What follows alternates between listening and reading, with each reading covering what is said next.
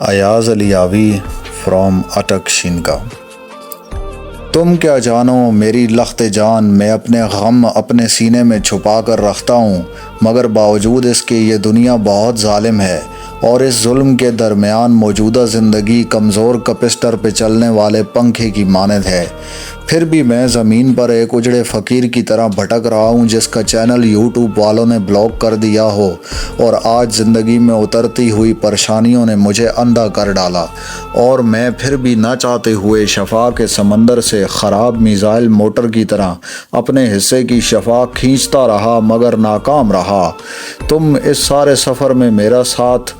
دیتی تو بہت اچھا تھا، مگر جانے من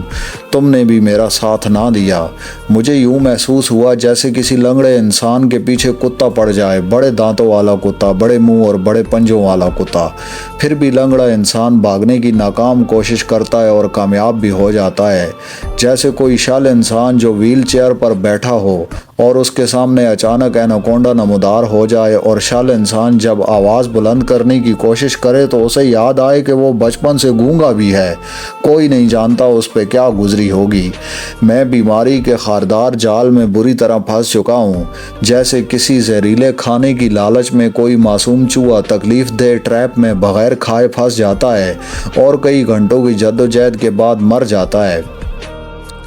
جیسے کوئی حسین سجا ہوا دلہا سالیوں کے ناکے پہ پھنس جاتا ہے، جیسے کوئی نیب کے کیس میں پھنس جاتا ہے، جیسے کسی ان گلی بوٹی کا ذرہ دانت میں پھنس جاتا ہے، جیسے کوئی بجلی کے بند ہو جانے سے تنگ لفٹ میں پھنس جاتا ہے، جیسے کوئی لڑکی اپنے کپڑوں پر حلوہ لکھوانے کے بعد ایک جائل ہجوم میں پھنس کر موت کے قریب چلی جاتی ہے، جیسے کوئی قیدی نمبر 804 کی طرح جیل میں ہی پھنس جاتا ہے۔ میرے بدن کے ذرے ذرے سے صحت ایسے نکل کر بھاگ گئی جیسے شیر کے خوف سے ہرن کی معصوم اور خوبصورت آنکھ سے آنسو نکلتا ہے۔ صحت ایسے بھاگی جیسے منی لانڈرنگ والی لڑکی بھاگ گئی تھی، جیسے قیدی نمبر 804 کی بیوی بھاگ گئی تھی۔ آج تک ہر نااہل حکومت کی طرح بیماری مجھ پر حاکم ہے۔ جانے بہاراں، تم نے بھی زمانے کے ساتھ مل کر میرا وہ حال کیا جیسے کسی بدنام محلے کے شرارتی اور اوباش بچوں کے ہاتھ میں کوئی معصوم لاوارث شنڈولا چوہا لگ جائے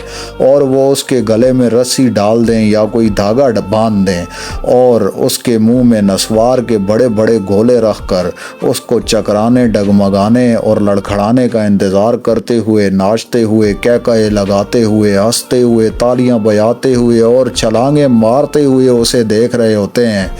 پھر اس سب کے بعد میری بچی کچی زندگی میں تنہائی آ گئی۔ میں اس بیچارے موبائل کی طرح تنہا ہوں جس میں ایک ہی سم ہے، جس پر وقت والی گھڑی وقت بھی 1 بجے کا دکھا رہی ہے، جس میں انٹرنیٹ کی MB بھی ایک ہی ہے، سروس والا نقطہ بھی ایک ہی ہے، جس میں موجودہ بیلنس بھی 1 روپیہ ہے جس سے کسی کو کال نہیں کی جا سکتی، اور بیٹری کی پرسنٹیج بھی ایک ہی ہے جو کسی بھی اگلے لمحے میں دم توڑ سکتا ہے، مگر ابھی فی الحال آن ہے۔ مگر پھر بھی جان نظم، تم میری خوش خیالی دیکھو کہ ایسے تمام حالات کے چلتے ہوئے میں نے ایک منصوبہ تیار کیا کہ ایک دن میں حسین پہاڑوں کے منظر میں زندگی کی آخری سانسیں گزارنے جاؤں گا،